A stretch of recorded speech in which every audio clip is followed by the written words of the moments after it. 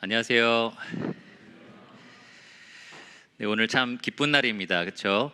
예, 하나님의 은혜를 받고 침례에 순종하기로 한 10명의 성도님들이 오늘 이렇게 침례식을 같이 하게 될 텐데요. 우리 모두가 증인이 되어서 함께 할 수 있는 그런 뜻깊은 날입니다. 침례 간증을 우리가 곧 듣게 될 텐데, 그에 앞서서 침례의 의미를 우리가 거의 1년에 한 번 정도 침례식을 하니까 이런 기회 때마다 좀 말씀을 드리는 게 좋겠다 생각이 들어서요. 오늘은 로마서 6장 1절에서 4절 말씀을 가지고 구원하는 표 침례라는 제목으로 하나님 말씀을 나누겠습니다. 구원하는 표 침례입니다. 간증을 위해서 설교의 시간을 조금 줄여서 설교는 한 25분 정도 하려고 하는데요. 괜찮으시죠? 네, 더 길게 듣고 싶어요 라고 하시는 분 이럴 때 아무도 없더라고요.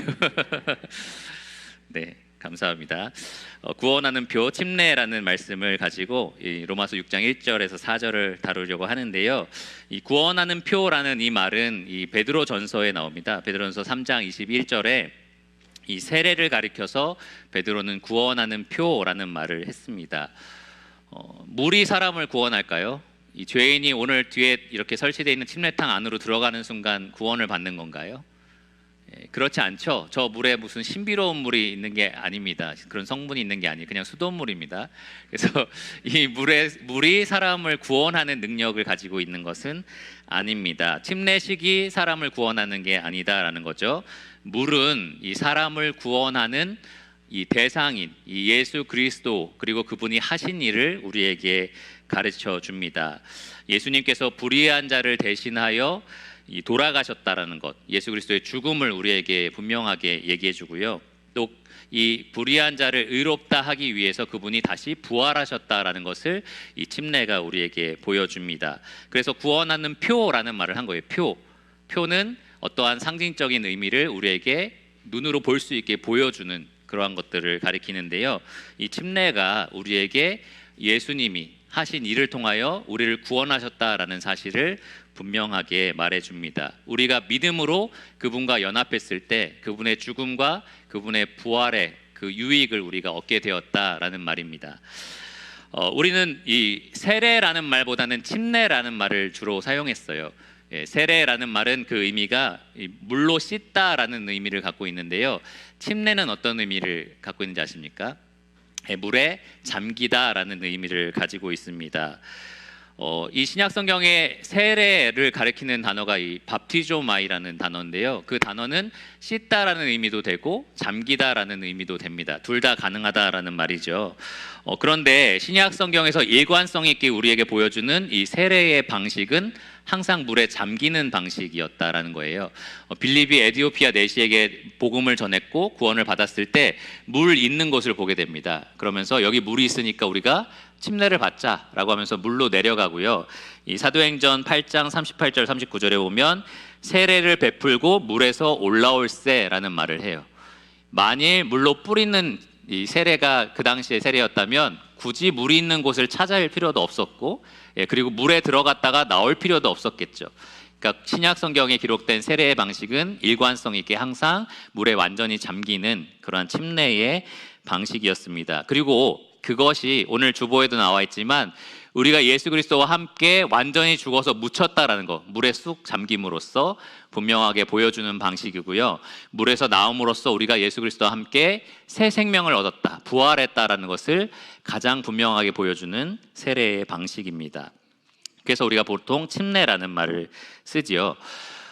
이 침례는 예수님께서 우리에게 주신 가장 중요한 명령, 지상 대명령이라고도 얘기하죠. 혹은 대위임령이라고도 얘기하는데 바로 그 명령에 기록되어 있습니다. 마태복음 28장 19절에 보시면 가서 모든 민족을 제자로 삼아 아버지와 아들과 성령의 이름으로 무엇을 베풀고? 세례를 베풀고 라고 말을 합니다. 2000년 전에 예수님께서 승천하시기 전에 제자들에게 하신 말씀을 오늘날 교회가 여전히 순종하고 있고요. 오늘 우리가 이 명령에 순종하기 위해서 예수 그리스도의 제자가 된 이 10명의 성도님들에게 삼위일체 하나님의 이름으로 침례를 줍니다.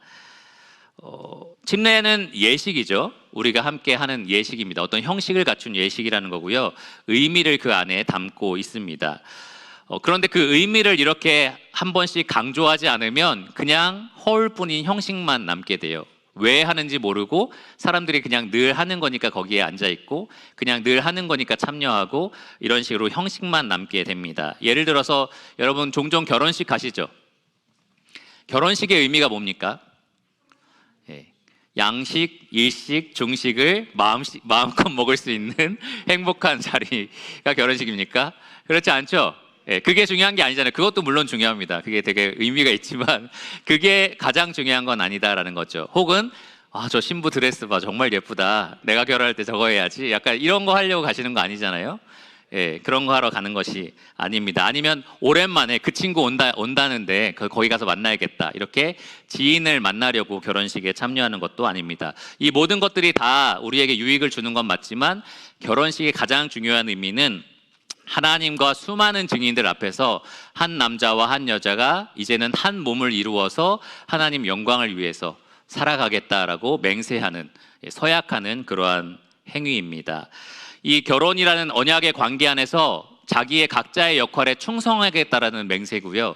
그리고 이 은혜 안에서 우리가 풍성히 은혜를 누리겠다라는 그러한 고백입니다. 그런데 이러한 의미를 잊어버리면 이 형식만 남게 되어서 엉뚱한 것들을 가지고 그냥 기억하게 된다라는 거죠. 침례식도 마찬가지입니다. 여러분, 침례식을 가끔 원하는 사람들이 있어요. 나 침례 받고 싶어요 라고 말하는 사람들이 있는데, 어떤 사람들은 구원받은 지 한참 된 사람인데 다시 한번 이렇게 신앙을 뜨겁게 불태우고 싶다, 그래서 물에 한번 더 들어갔다 나오고 싶다, 이렇게 하시는 분도 있습니다. 그런 의미가 아니죠. 침례는 그러한 의미가 아닙니다. 혹은 여러 성도들의 박수를 받고 꽃다발도 받고 그러니까 너무 좋잖아요. 그래서 침례식을 한번 또 받고 싶다, 이런 사람이 또 있을 수 있습니다. 그게 침례가 담고 있는 진짜 의미가 아니다라는 거죠. 가장 중요한 침례의 의미를 우리가 반드시 기억할 수 있어야 합니다. 우리가 이 침례를 통해서 무엇을 기억하기를 원하는지, 이 삼위일체 하나님의 이름으로 우리가 무엇을 맹세하고 있는지, 무엇을 언약하고 있는지 우리가 분명히 알아야 합니다. 오늘 침례를 받을 분들은, 그래서 그 10분의 성도님들은 반드시 오늘 말씀을 들으셔야 합니다. 왜 우리가 침례를 받고 있고 이 많은 성도들 앞에서 우리가 무엇을 맹세하고 언약하고 있는지 분명히 아셔야 합니다. 또한 증인으로서 참석하고 계시는 나머지 성도님들도 이 사실을 아셔야 합니다. 내가 무엇의 증인이 되는지 알아야 되잖아요. 그냥 누가 며칠 날 침례 받았다는 것의 증인이 아니라 이 성도가 무엇을 고백했고 내가 앞으로 무엇을 책임지고 지켜봐야 하는지를 여러분이 아셔야만 합니다.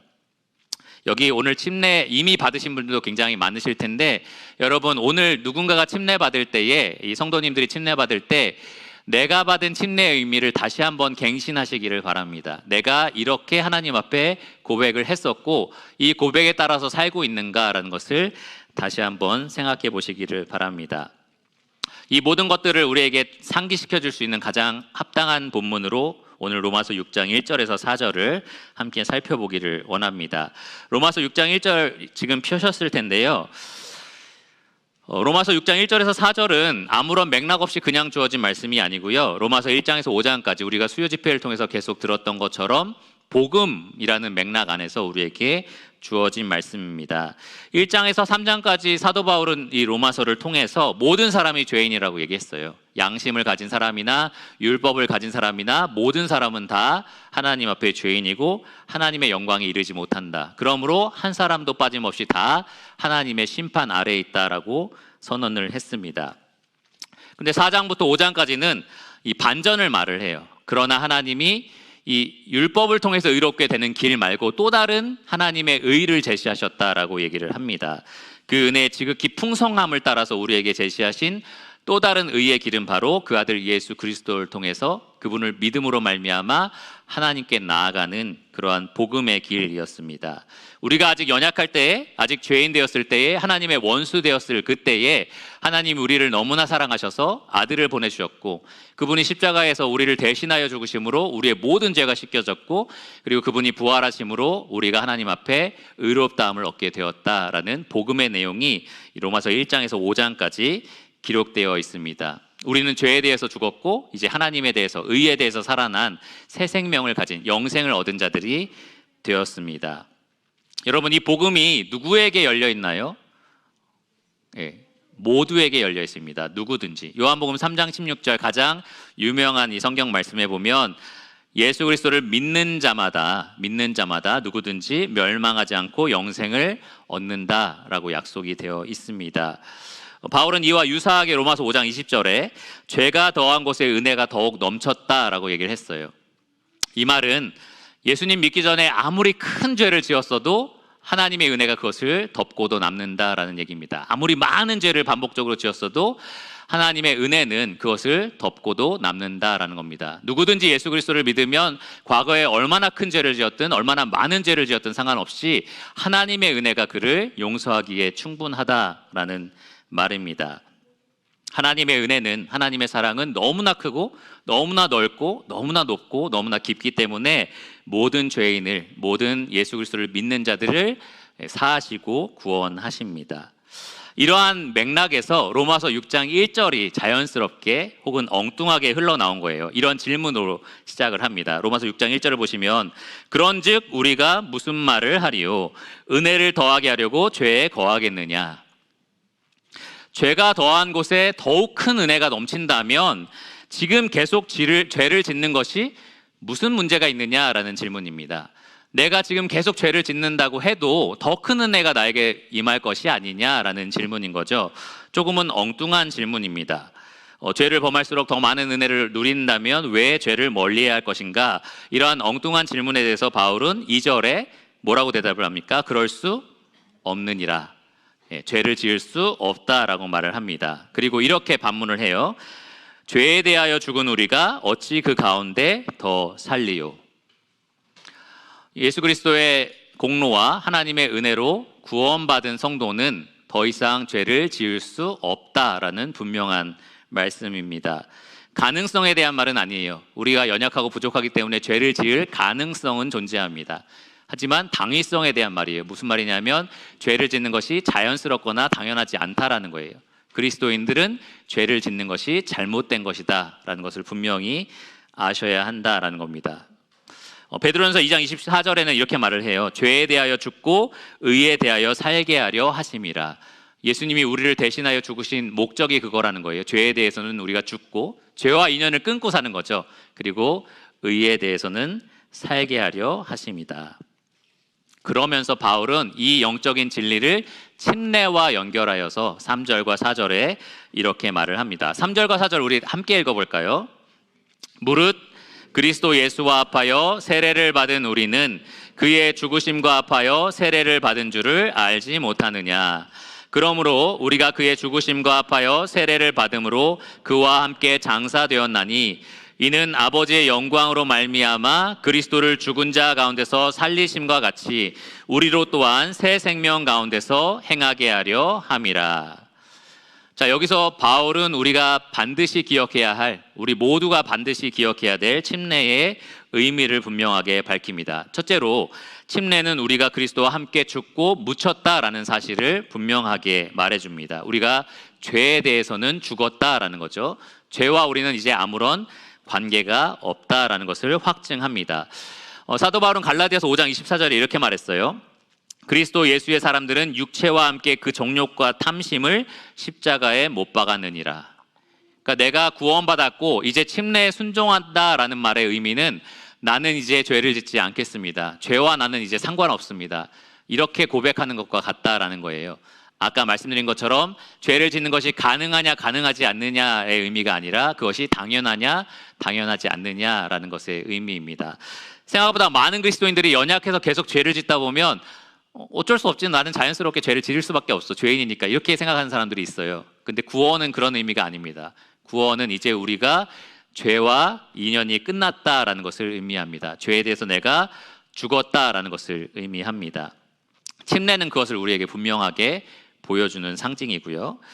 두 번째로 침례는 그리스도를 죽은 자 가운데서 살리신 하나님의 영광이 이 구원받은 우리 안에서 역사하여서 우리가 새 생명을 가지고 살게 하신다라는 것을 분명하게 선포합니다.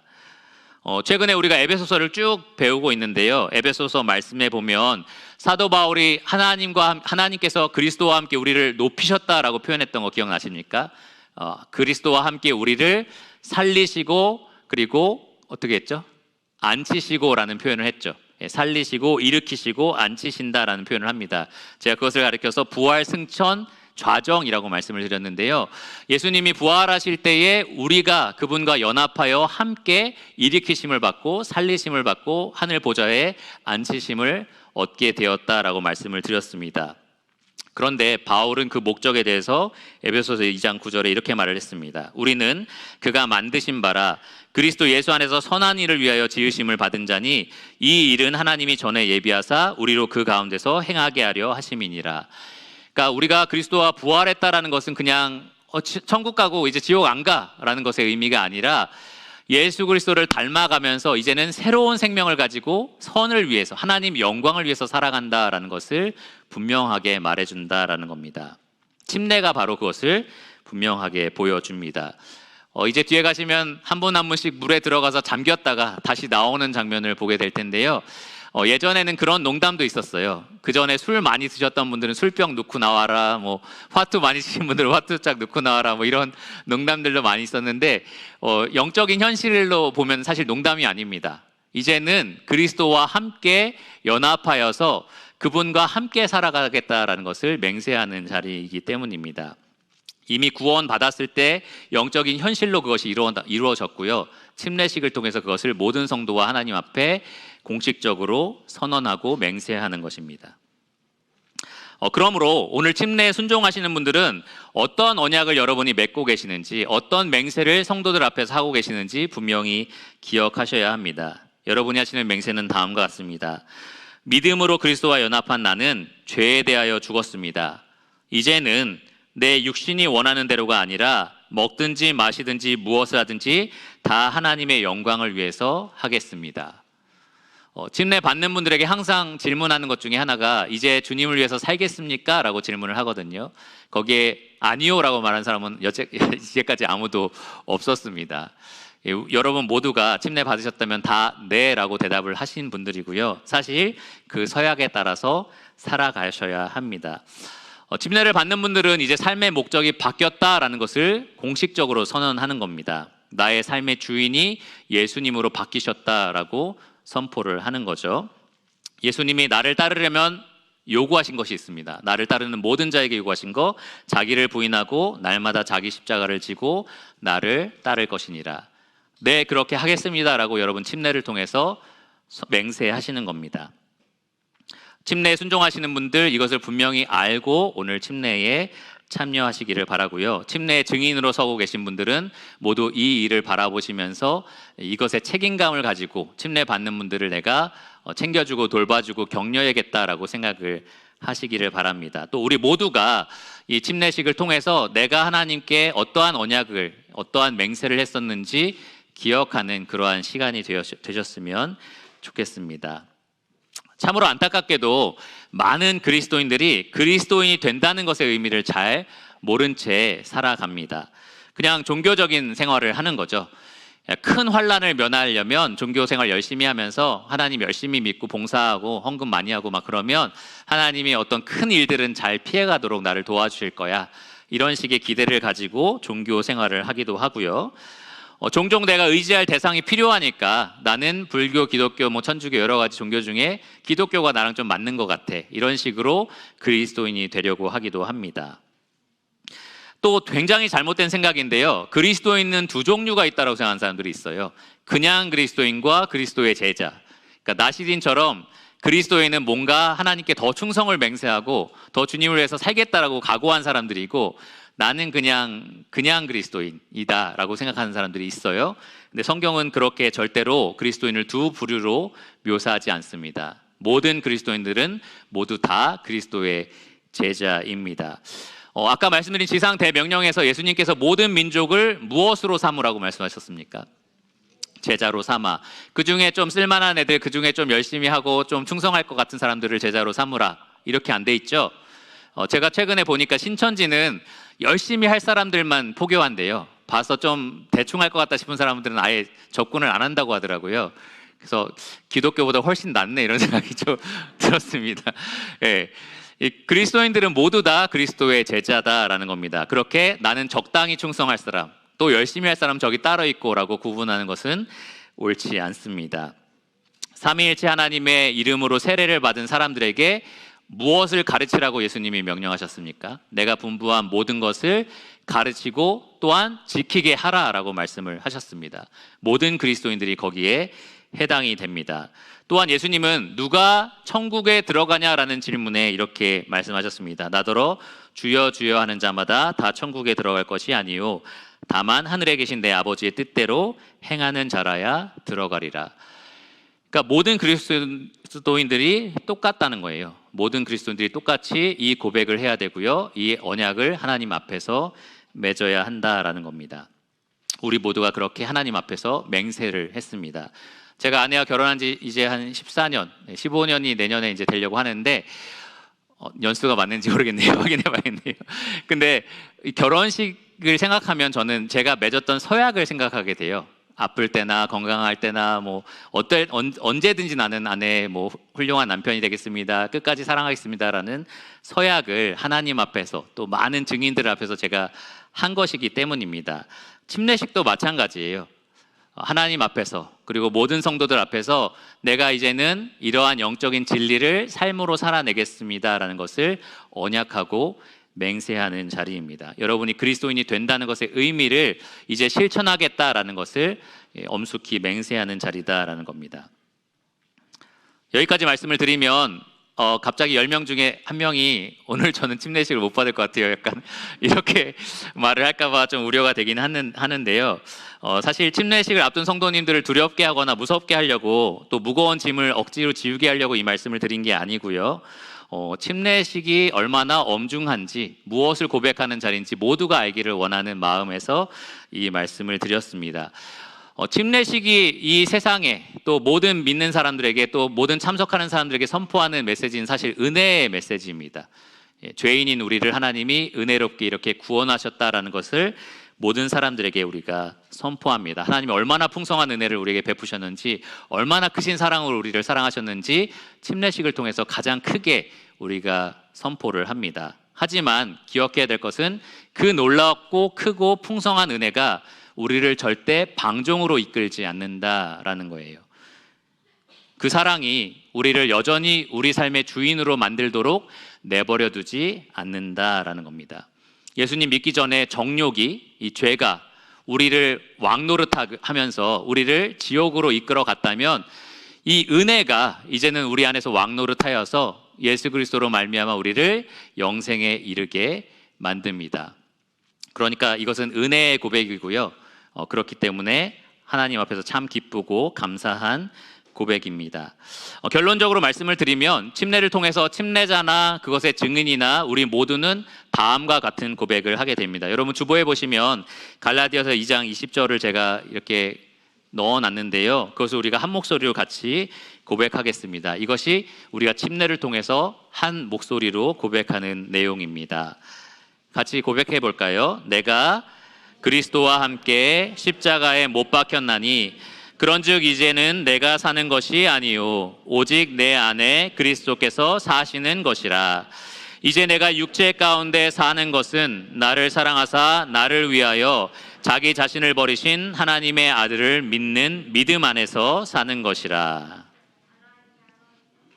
네, 좋습니다. 아멘 하십니까 여러분? 이것이 여러분의 고백이십니까?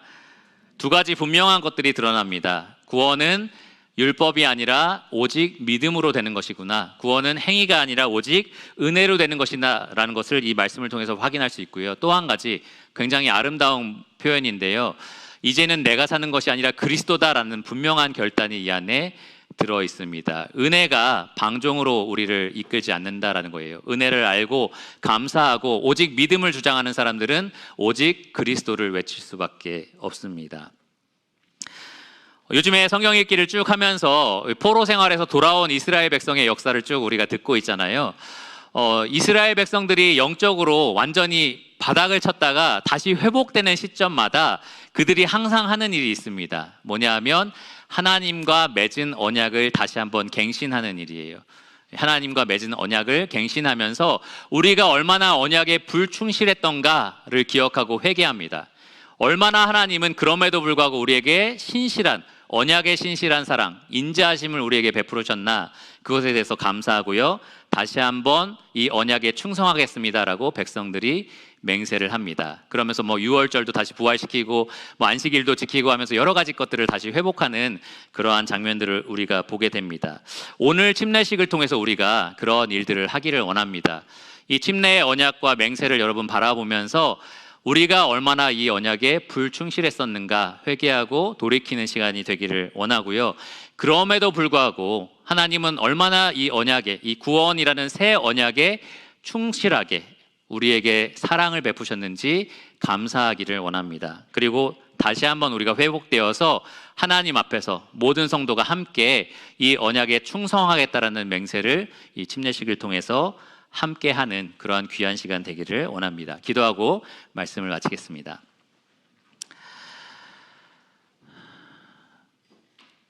주님 감사합니다. 죄인인 우리를 구원하셔서 하나님의 자녀로 삼아주신 하나님의 사랑이 얼마나 크고 얼마나 위대한지요. 또 하나님께서 예수 그리스도의 보혈로 맺으신 그 새 언약에 얼마나 충성스럽게 우리에게 은혜와 사랑을 베풀어 주셨는지 기억할 때마다 참 감사하고 또 송구스러울 때가 많습니다. 주님, 오늘 우리가 이 10분의 성도가 하나님께 받은 은혜를 고백하고 또 감사하는 그런 귀한 간증을 듣게 하여 주심에 감사를 드립니다. 또 이분들이 침례의 순종함으로 구원에 나타난 하나님의 영광을 선포하는 그런 귀한 자리에 하게 하여 주심에 감사를 드립니다. 이 침례식을 통해서 우리가 어떠한 자였는지 또 어떤 은혜를 받았는지 또 어떻게 그리스도를 위해서 살아갈 것인지 언약하고 또 맹세하는 또 갱신하는 그러한 시간이 되게 하여 주시기를 원하며 모든 것을 예수 그리스도 이름으로 감사하며 기도드렸습니다. 아멘.